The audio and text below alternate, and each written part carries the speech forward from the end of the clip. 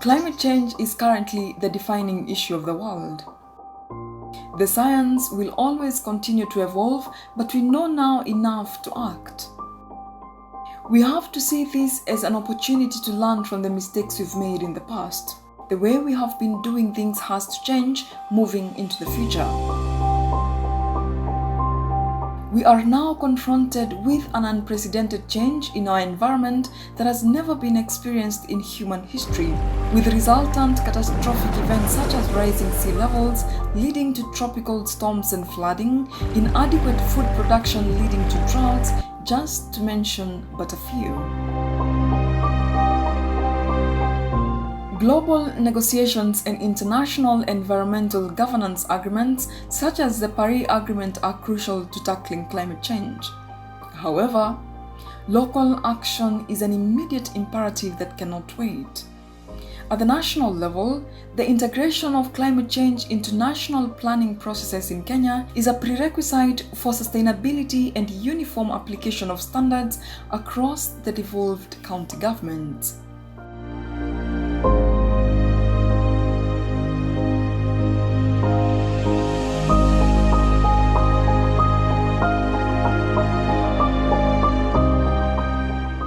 We have the entire country here represented.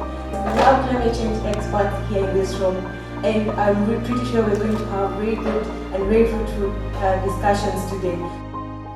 The African Center for Technology Studies acts in partnership with the Council of Governors. The Pan-African Climate Justice Alliance organized a 2-day workshop on mapping and scaling county climate action under the Strengthening Non-State Climate Action on the Global South, also referred to as Climate South Project. This workshop was hosted by the Makueni County Government in Makueni and was the second workshop for the Climate South Project in Kenya.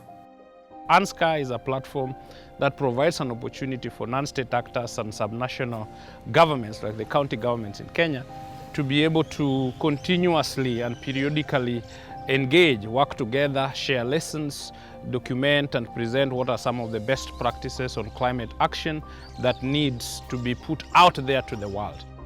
We've been inspired by the alliances in the global north, and that is why we are actually going an extra mile to fill that gap of the north, like walk the talk, not just do research and leave it. We thought that bringing you here is one step of solving these challenges that we have. Recognizing the critical role of counties in implementing policy, the workshop sought to map and catalyze the extent of climate action in Kenyan counties, foster peer learning, and understand the motivation, challenges, and opportunities for climate action in Kenya.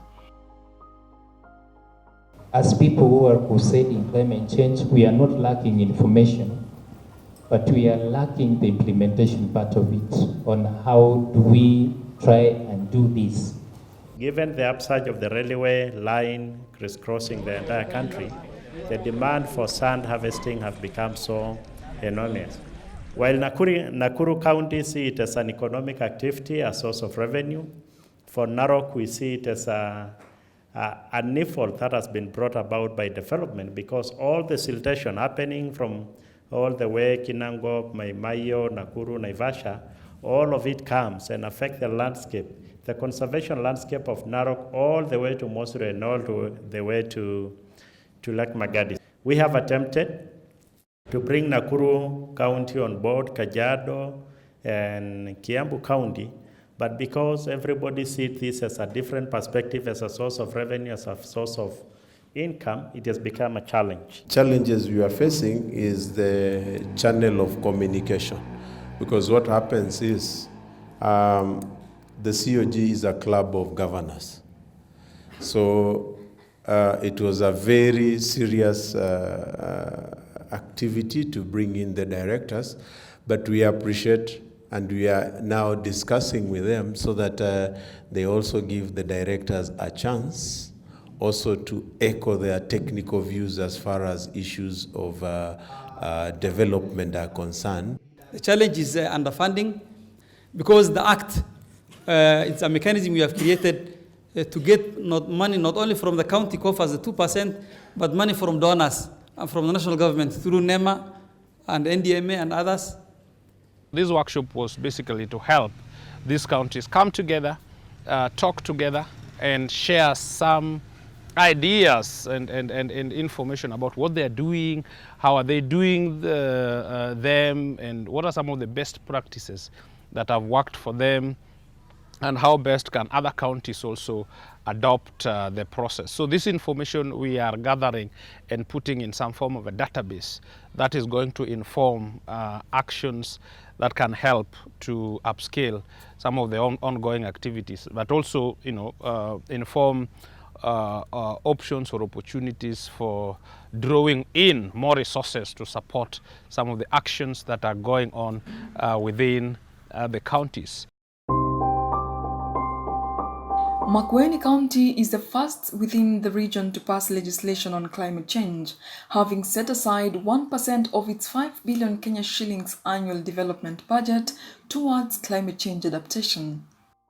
The county also became the first county to get 50 million Kenya shillings for resilience building programs from the United Kingdom's Department of International Development. Political will and being able to actually conceptualize what will be best for our people, but also budget, and also being able to listen. 41 county directors designated with matters related to climate change of various county assemblies, delegates from the Ministry of Environment and civil society organizations were in attendance.